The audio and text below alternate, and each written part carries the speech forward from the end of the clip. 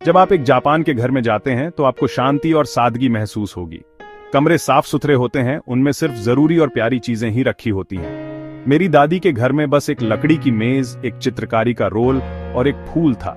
हर चीज को बड़े ध्यान से चुना गया था। इसका मतलब यह नहीं कि कुछ भी नहीं है, बल्कि यह है कि आप वही चुने जो सच में मायने रखता है। जापान में हम बचपन से ही सादगी की खूबसूरती को समझना सीखते हैं। एक साफ सुथरा घर आपकी पसंदीदा चीजों को दिखाता है, जिससे आपके मन और दिल के लिए एक शांत जगह बनती है। हर चीज का सम्मान किया जाता है। एक पसंदीदा चाय का कप या किताब रोज आराम और खुशी देती है। कम चीजें होने का मतलब है कि जो बची हैं उनसे गहरा रिश्ता बनता है। यह एक घर को सामान रखने की जगह से एक सुकून भरी जगह में बदल देता है। एक साफ सुथरी जिंदगी की नींव सोच समझकर लिए गए फैसले हैं जो आपके घर को आपके अंदर की पहचान बनाते हैं। सच्ची दौलत हमारी जिंदगी की क्वालिटी से आती है, न कि चीजों की गिनती से। एक साफ सुथरा घर वह है जहां हर चीज का एक मकसद होता है और वह खुशी देती है।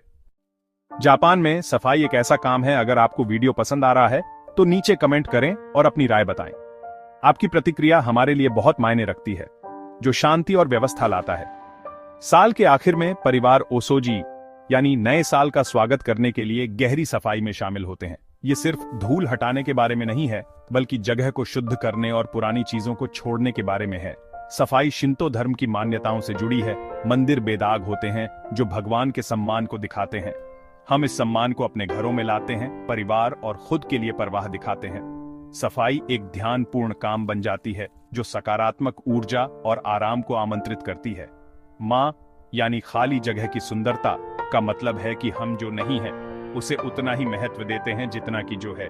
खाली जगह संतुलन देती है, सांस लेने की जगह देती है और शांति का एहसास देती है। इस्तेमाल न की गई चीजों को छोड़ने से ज्यादा मां बनता है, जिससे रोशनी और खुशी अंदर आती है।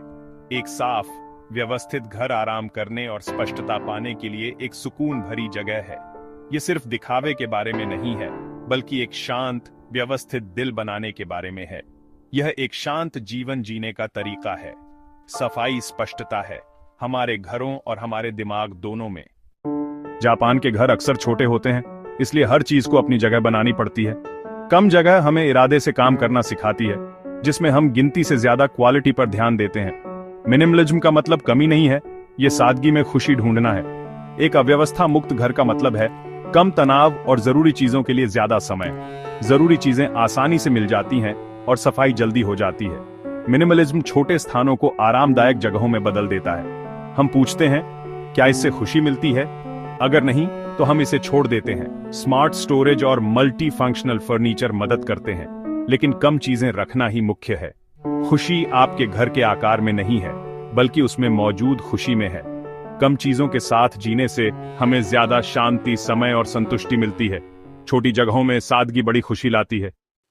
चीजों को छोड़ देने का मतलब बर्बादी नहीं है। मोटाइनाई हमें संसाधनों का सम्मान करना याद दिलाता है। जब कोई चीज अब खुशी नहीं देती, तो हम उसे डंपयार्ड में नहीं, बल्कि एक नया घर ढूंढते हैं। हम दान करते हैं, रिसाइकल करते हैं या दोस्तों को चीजें देते हैं, जिससे देने का चक्र जारी रहता है। व्यवस्थित सामुदायिक प्रणालियां जिम्मेदारी से सामान कम करना आसान बनाती हैं। अलग होने से पहले हम हर चीज को उसकी सेवा के लिए धन्यवाद देते हैं। कृतज्ञता का एक पल।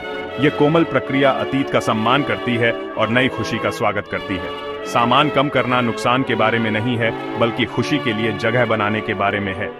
एक साफ सुथरा घर एक सच्चा स्वर्ग बन जाता है, जिसमें सिर्फ वही होता है जिसे हम प्यार करते हैं।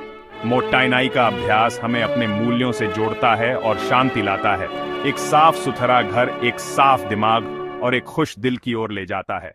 अगर आपको यह वीडियो पसंद आया हो तो लाइक करें।